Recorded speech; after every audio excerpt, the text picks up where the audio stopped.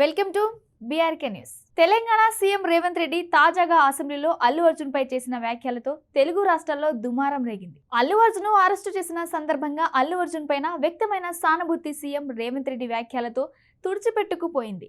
సినీ రాజకీయ వర్గాల్లోనే కాదు, సామాన్య ప్రజల్లోనూ చర్చనీయాంశంగా మారింది. సంధ్య థియేటర్ వద్ద రద్దీ పెరుగుతుందని పోలీసులు చెబితేనే తను థియేటర్ నుండి వెళ్లిపోయానన్నారు. తొక్కిసలాటలో రేవంతి అనే మహిళ చనిపోయారని, ఆమె కొడుకు శ్రీతేజ్ గాయపడ్డారని మరుసటి రోజు వరకు నాకు తెలియదని అల్లు అర్జున్ అన్నారు. అయితే తాజాగా అల్లు అర్జున్ పై జోరుగా సాగుతున్న చర్చ సంధ్య థియేటర్ దగ్గర జరిగిన తొక్కిసలాటల ఘటనకు సంబంధించి సంచలన విషయాలు తెలంగాణ రేవంత్ రెడ్డి అసెంబ్లీ సాక్షిగా వెల్లడించారు. థియేటర్ వద్ద జరిగిన తొక్కిసలాటలో రేవంతి అనే మహిళ చనిపోయింది. ఆమె కుమారుడు తీవ్ర గాయాల పాలై చావు బతుకుల మధ్య కొట్టుమిటాడుతున్నాడు అని చెప్పిన తర్వాత కూడా అల్లు అర్జున్ రోడ్ షో చేసిన తీరు తీవ్ర ఆక్షేపణీయమని అసెంబ్లీ వేదికగా చెప్పి అల్లు అర్జున్ పైన చర్చకు కారణమయ్యారు.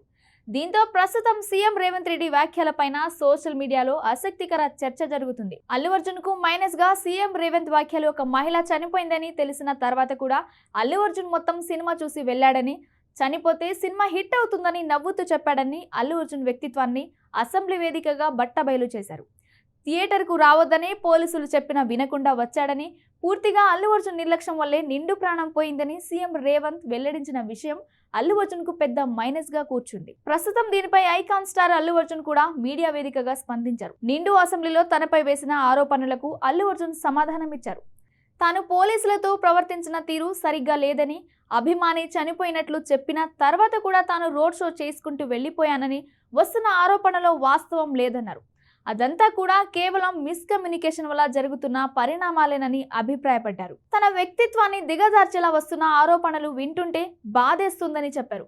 తెలుగువారు గర్వించేలా తెలుగు ఇండస్ట్రీ సినిమాలు చేయాలనేది తన లక్ష్యమని, కానీ దేశమంతా చూస్తుండగా తెలుగువారే తనకి కిందకు లాగేలా మాట్లాడడం చాలా ఆవేదనకు గురి చేసిందని అన్నారు.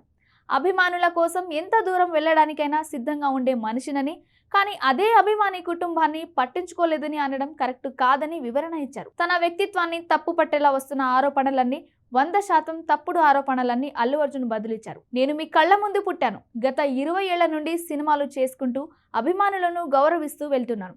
కానీ తనపైన తన వ్యక్తిత్వాన్ని కించపరిచేలా తప్పుడు ఆరోపణలు ఎలా చేస్తారని అల్లు అర్జున్ సీఎం రేవంత్ రెడ్డిని ప్రశ్నించారు. ఇలాంటి తప్పుడు ఆరోపణలతో రాత్రికి రాత్రే తన 20 ఏళ్ల కెరియర్ ఇమేజ్ డ్యామేజ్ చేస్తానంటే ఎలా అని తన ఆవేదనను వ్యక్తం చేశారు.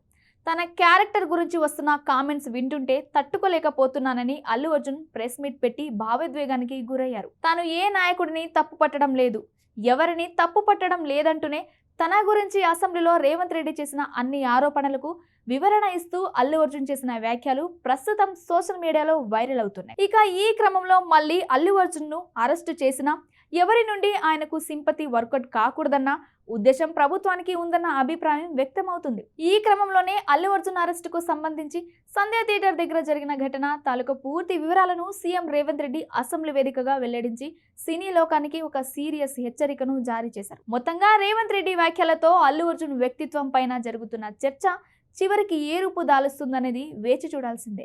ఇక మరోవైపు రేపో మాపో అల్లు అర్జున్ బెయిల్ రద్దవుతుందని, బన్నీని మళ్ళీ అరెస్టు చేసే అవకాశం ఉందని, ఈసారి కూడా ఆయనను రిమాండ్కు తరలించొచ్చని, అటువంటి సమయంలో ఎవరు అల్లు అర్జున్ పైన సానుభూతిని చూపించకుండా ఉండేందుకు రేవంత్ సర్కార్ గట్టిగానే ప్లాన్ చేస్తుందన్న టాక్ కూడా వినిపిస్తుంది.